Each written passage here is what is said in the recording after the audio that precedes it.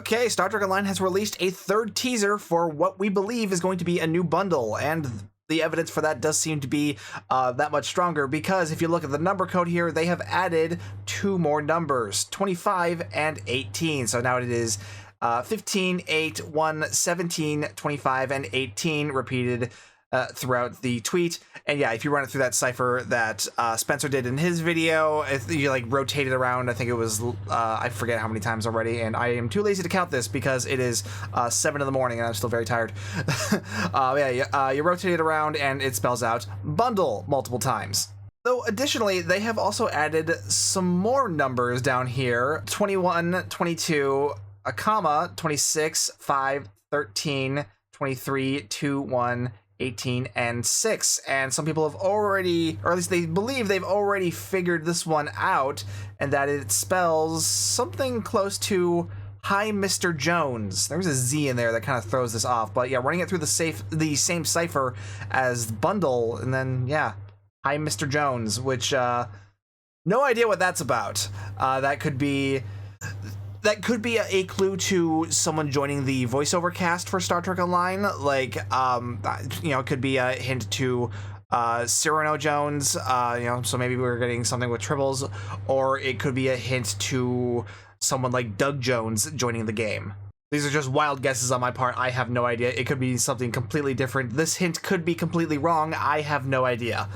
As for the image teaser itself, if you're unfamiliar with this is clearly a reference to Star Trek Dominion Wars, which looks a lot like this. You can see there's a map over here, which they did over here too. And you got several different ships that you would have in your fleet in Dominion Wars, which that's up there. And then you got your own ships display, and then a bunch of powers down there, which again, they've replicated down here with the power tray and then the shield display. It's Dominion Wars, obviously, and further reinforced by the fact that, this is Deep Space Nine. Obviously, Deep Space Nine is a huge part of the Dominion War. So yeah, this is clearly an homage to Star Trek Dominion Wars. So meaning we're probably getting a ship from Dominion Wars, which really does narrow it down, because while Dominion Wars did have a number of original ships to its game, there are really only 2 ships from Dominion Wars that anyone really gives a crap about: the Achilles and the Houtet.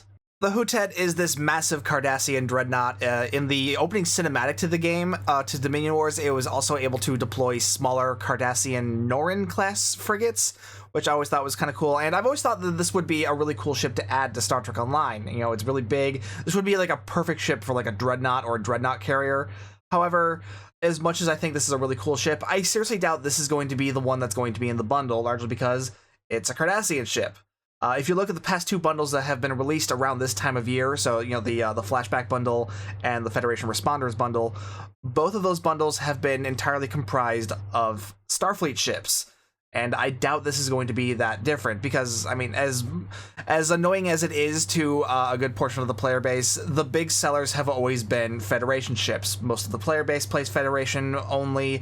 Most of the player base only buys Federation ships, or at least the majority of the player base buys mostly Federation ships, so I really doubt that the Houtet's going to be there. Frankly, the Houtet seems something more along the lines of something that would go into the lockboxes or be a promo ship. That's kind of the vibe the Houtet gives off. So the only other option is the Achilles, which is the only other ship that is original to Star Trek Dominion Wars that anyone gives a crap about. Frankly, this one is probably more well-known than the Houtet because, well, it's this cool looking Starfleet ship. It's got, phaser cannons from the, like on the Defiant, which was not something you saw a lot back in the day. You wouldn't see those much on any other ship but the Defiant, but they've put them on this thing and it looks kind of cool. The other notable feature about the Achilles it has these micro torpedo launchers along the dorsal side of the hull. Which in the opening cinematic of Star Trek Dominion Wars, you see one of these things beat the crap out of one of those Houtet dreadnoughts with the barrage of these micro quantum torpedoes. So yeah, with this teasing Dominion Wars, I would not be surprised if this ends up being the ship that ends up in the bundle. So to recap the other teasers that we've seen over the past couple weeks, this is the one that we got today, which is a clear reference to Dominion Wars. Last week we got this one, which is an obvious reference to Star Trek Invasion, which has led a lot of people to believe that we are getting the Typhon in this bundle, which I know a lot of people are excited about, and there are also some like me that think this thing is just an ugly brick with warp nacelles, and I don't know why everyone is so excited about it, but I guess it is. It looks like it's coming to the game, so whatever. Someone's gonna be happy about it, so I'm happy for those people, but I'm gonna be like, why is this thing a thing? But anyway, I'll stop dwelling on it because I know people are just gonna yell at me in the comments about it. But yeah, and then there was the first teaser from a few weeks ago, which is a clear reference to Star Trek Armada. So this coupled with that information that Thomas Maroney gave, that color hex code that is clearly hinting to the premonition, because that's the color that the color hex code that he posted was the very similar in color to the pink that is used on, or this pinkish purple that is used on the premonition's temporal drive. So that has led a lot of us to believe that the other ship in this bundle is going to be the premonition from Star Trek Armada. So if that information is correct, honestly, I am pretty excited for this bundle overall. Like, I'm not a huge fan of the Typhon, but the Achilles and the Premonition are two big favorites of mine from like past Star Trek games, and getting those in Star Trek Online would be absolutely huge. So if this pans out the way the way it looks like it is, this is gonna be a cool bundle, guys. Now, I saw a lot of people hoping that the third ship was going to end up being the Incursion from Star Trek Away Team, which honestly, I'm kind of there with you. I would have loved for this to be included in this bundle too, and frankly, it would have made sense too, because this way all three ships in the bundle would have been from previous Activision Star Trek titles, which Dominion Wars isn't an Activision title. It was actually published by Simon & Schuster. But, whatever. I guess this one can be saved for a future bundle or some other future release. But yeah, if anyone at Cryptic is listening, T6 Incursion when? Because I know a lot of people are quite hyped for this one now that you guys have been introducing more ships from past Star Trek games. So, while a lot of the community is fairly confident that we know what ships are going to be in this bundle, obviously we don't know everything about this bundle because, every bundle comes with its own bundle exclusives, which we have no idea what those could be at this point. So, obviously, still news to come on this, so hopefully we'll be finding out more about this soon. Personally, I'm hoping for more ground weapons from the Elite Force games. There's also one other big thing of news to point out today, which part 4 of the event campaign has been announced.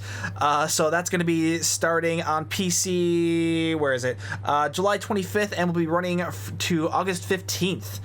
This is going to be a Good Day to Die event, so that is going to consist of a bunch of Klingon TFOs. To participate in this event, you will have to do either Defense of Starbase 1, To Hell with Honor, Battle of the Binary Stars, Romain Klingon, Operation Riposte, or Best Served Cold, which is a good variety of TFOs to pick for just one event.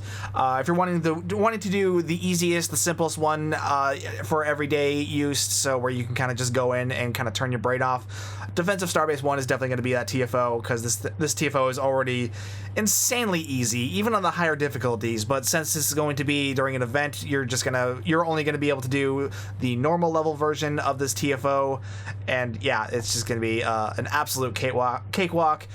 Though personally, I find To Hell with Honor to be the most fun out of all these. So if you're wanting something a little more engaging, maybe try that one. But yeah, Defense of Starbase 1, I feel like is going to be the easiest one to complete, and it's probably going to be the fastest one to pop on any given time of day, because again, it's the easiest one. So Defense of Starbase 1 is probably the one to go with there. Again, there is going to be a reward with this one, and this is going to be a new console. This thing is called Temporal Disorder, and upon completing it upon 14 days, blah blah blah, you'll unlock Temporal Disorder console. The splinter of a Boreth time crystal located at the heart of this console draws 4 duplicates of your vessel from different timelines. As they appear, they automatically move to defend the progenitor, which that's you, taunts their enemies around them. When they expire, they explode in a cascade of deadly radiation, which hold enemies caught in the blast for a number of seconds and provide your impulse engines with a valuable boost. This technology can make your ship temporarily immune to all damage by causing a massive tachyon surge that causes your ship to briefly flicker in the space-time continuum. This effect is triggered when your ship's hull capacity drops below half, but may only occur once every 60 seconds. And then, of course, there's the usual dilithium rewards upon completing the TFO as well. So the console, it actually sounds kind of interesting. It's clearly meant to be more tank-focused than anything else. I mean, it draws threat from enemies. It creates a hold upon the destruction of the pets. It also makes you immune from damage when you get to a certain point in hull capacity. So, yeah, very much a tanking console, but also somewhat of a pet console, too. If you guys remember my my Odyssey spawn build, or whatever the hell I called it, the build where I am able to spawn a bunch of Odyssey class ships, yeah, this is probably going to end up going on that build because it's 4 new duplicate pets that I can put on there, so yay, more Odysseys. Yeah, not the most amazing console that they've ever released in an event like this, but I imagine it's going to be useful for a lot of free-to-play players, especially those who are looking to increase survivability of their builds, or just want something, you know, fun to screw around with that'll spawn in more duplicates of your own ship, which I'm always in favor for, because again, more Odysseys. Again, this will be running on PC from July 25th to August 15th. Console, you guys will probably be getting this at a later date. You know how this goes at this point. Console, you guys always get things at least a month or two after PC, because that's just how the schedule works out. But yeah, this is going to be coming up. Part 4 of the event campaign, which means a lot of you are probably going to be getting your event campaign prize fairly soon. So be sure to check out the suggested top 10 videos for those prizes for this year, if you haven't already. But yeah, that is all the news for now. We got part 4 of the event campaign and the Star Trek Dominion Wars teaser, which is clearly indicating a new ship bundle. So yay! I hope you guys found this interesting. Let me know what you guys think of all this down below. Are you excited for what we think are going to be the 3 ships that are going to be in this bundle, or were you hoping for something different? Let me know in the comments down below. And while you're down there, be sure to like and subscribe and hit that bell for notifications. If you'd like to further support the channel, you can hit that join button to become a member, or check out the merch store.